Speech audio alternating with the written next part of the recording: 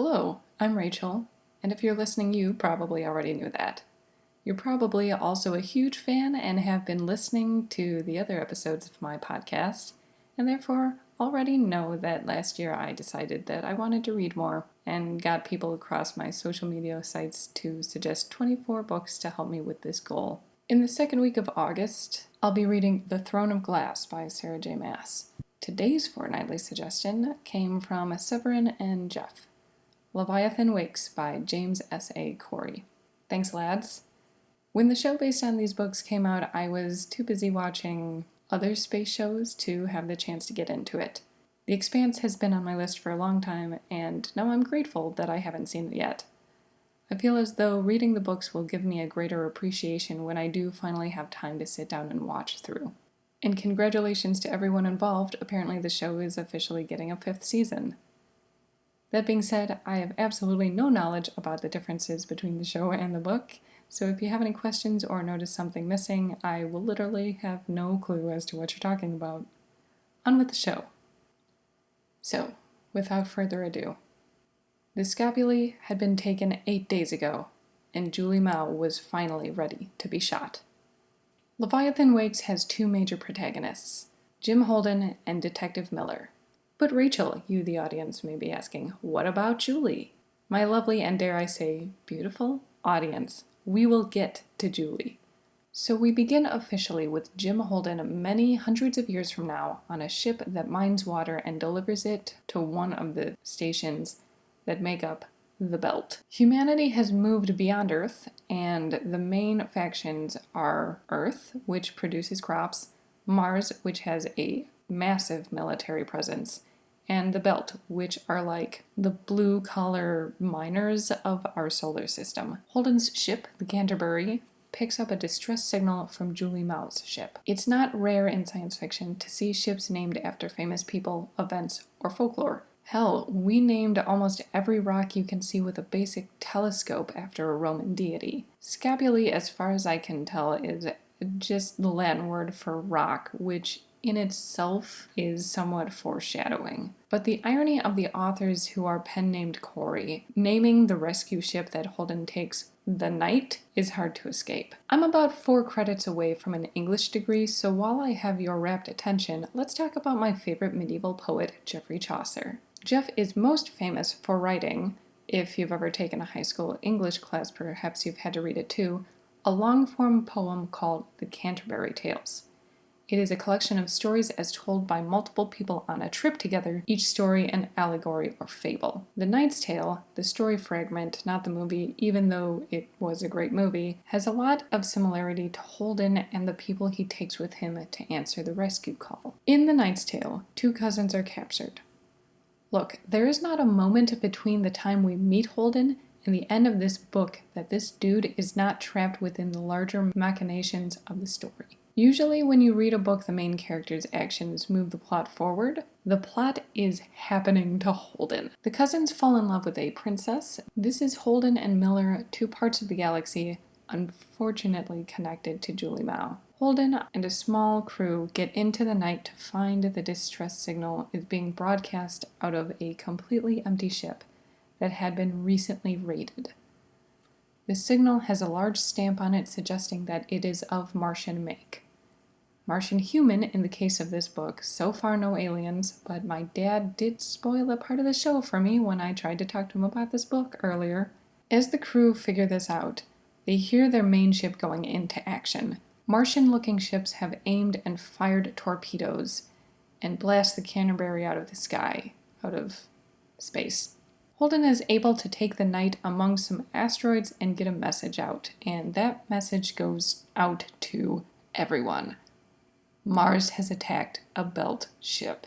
So about 60 pages in, we have a war. The Martian delegation sends their biggest warship to pick them up and interrogate them, but it's suggested that the Martian Navy is just gonna torture them for causing a ruckus. Then the Martian ship gets disintegrated by what appears to be a few ships from the Belt. It should be said that Earth is pulling out of everything at this point. Every coalition, every company is absolutely packing it in to go back to the homeworld, and this is causing a huge infrastructure issue. But fuck, if Mars was after me, I'd broadcast it and hope that somebody came to get me out of the endless black vacuum too, so who can really blame Holden for doing just that? The leader of a group called the Outer Planet Alliance, which is a lot less like Greenpeace than it sounds, extends a hand and a safe place to dock their ship, and they take it only to end up going to a station on the belt to find someone from the OPA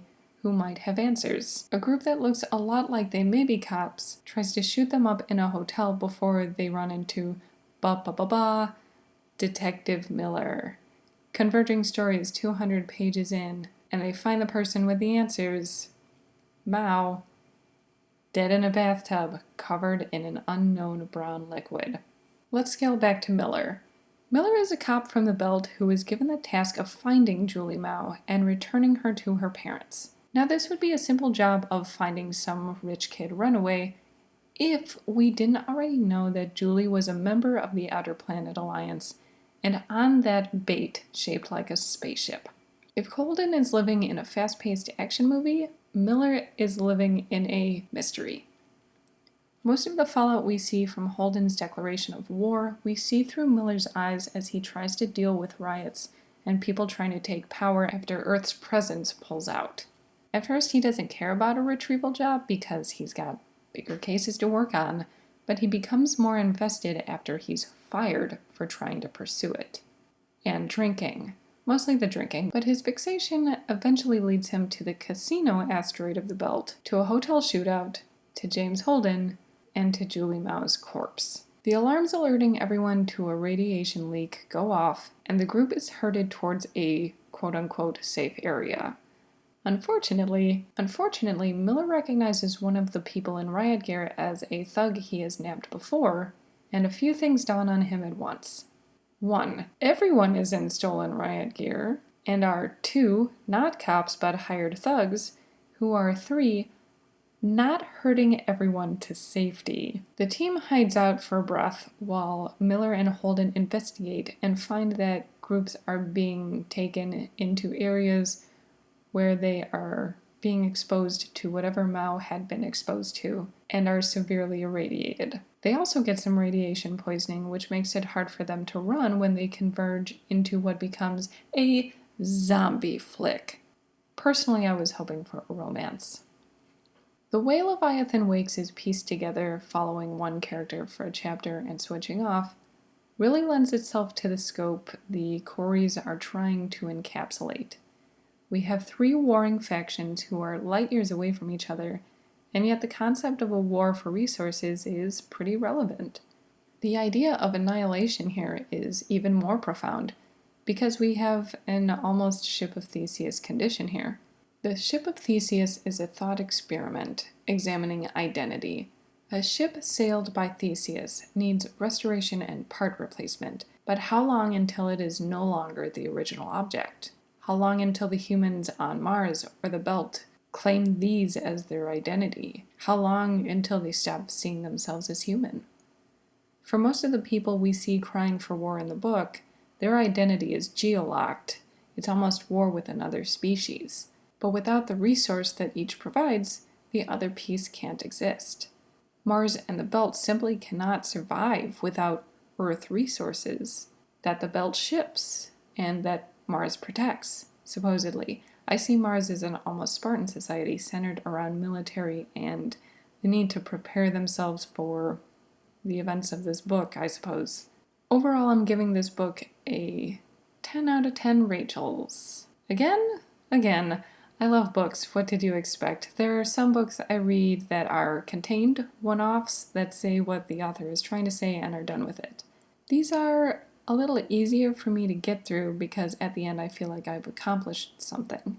There are some books that I read and at the end I know there are more in the series and I'm not going to give my time to the author. I am so sorry, Brandon Sanderson. 11 books in the Way of Kings series? Maybe I'll have time later in my life to hand to you, but this book really convinced me that this is a story spanning more than one tome. This is an epic. It's expansive, if you will, or if you won't. There are currently 3 sequels out. They all have space wreckage on their covers, and I am ready to pick up the next book once this project is over. I want to be able to dedicate the time to immersing myself in it, as well as the TV series. Thanks for joining me this week. The Perseids meteor shower reaches its peak on August 12th, and I hope you get the chance to see it. Thanks for listening, and Happy New Year.